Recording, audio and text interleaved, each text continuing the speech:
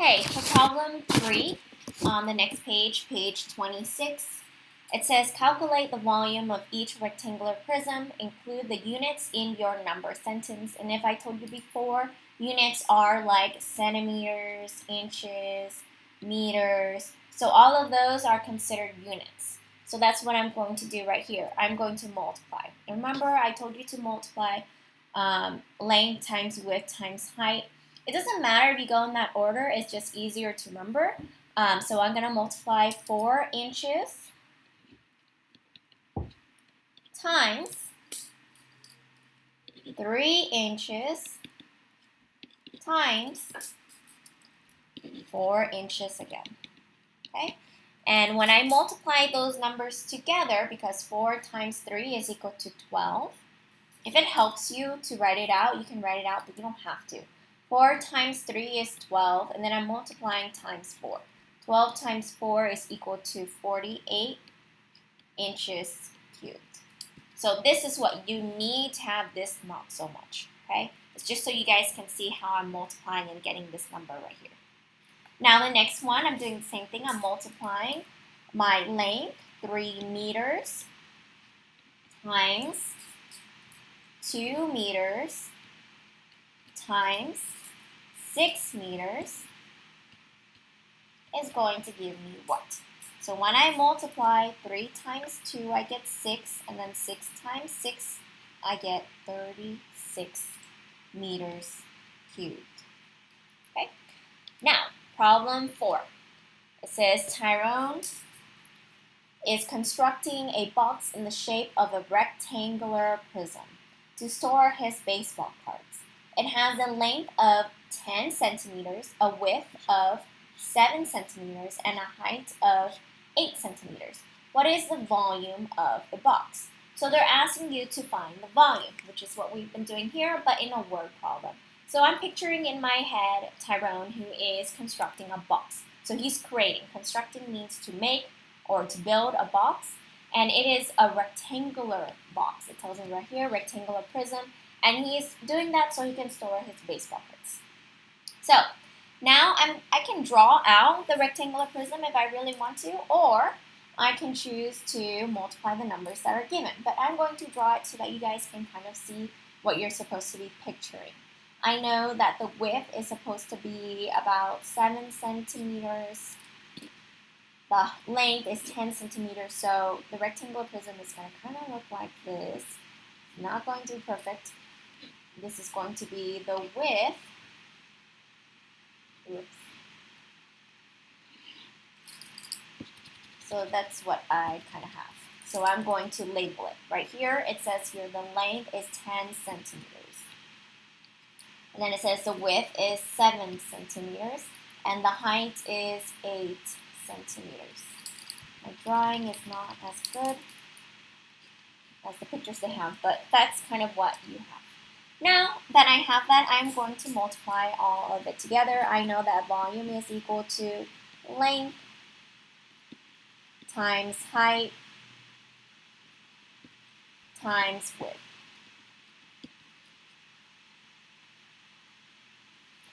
It doesn't have to be in the same order. If you mix around the words like volume is equal to height, width, length, you're still going to get the same answer, just so you know.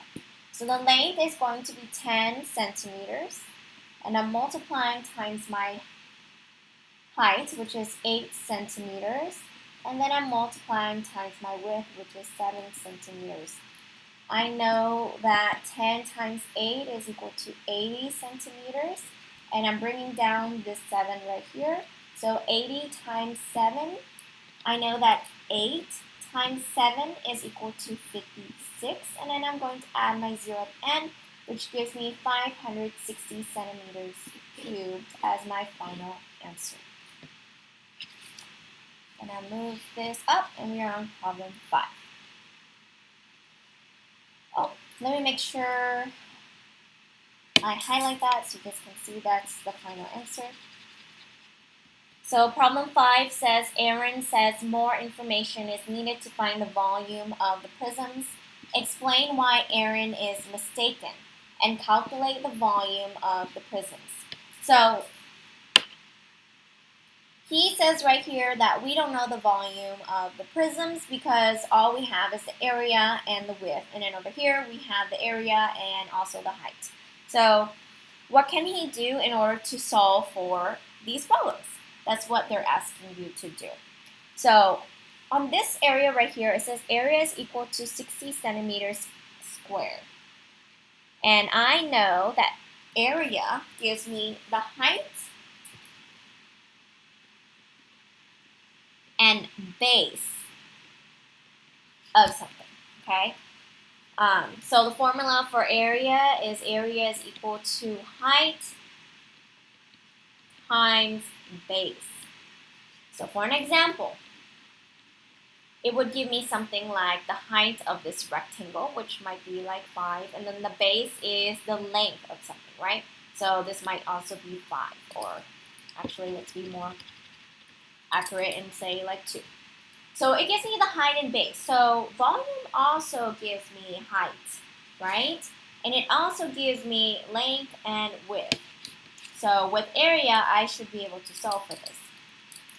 So what I'm going to do is I know that area is equal to height times base. So right here, the height, I already know it. It's given to me. So this is already known. So I know this answer. I'll put a star.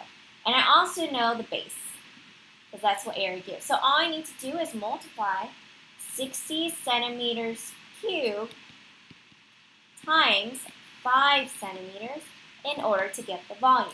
6 times 5 is equal to 30, and I add my 0 at the end, so my volume is actually 300 centimeters cubed. Okay. Now on the other side, same thing. They have the height right here, and then they have area equals base times height.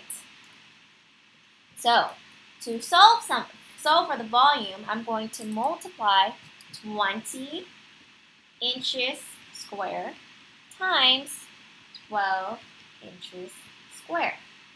Oh, 12 inches, no square on that one. So 2 times 12 is equal to 24, and I add my 0, so I have 204 inches cubed. Okay.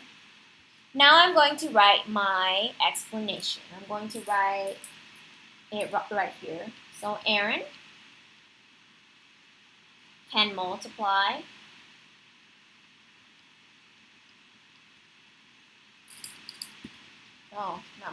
multiply. Can multiply the area times the height. So height is right here, is what we have, but this one we have width. So I'm going to write and or width to find the volume. Okay? And then we are going to turn the page.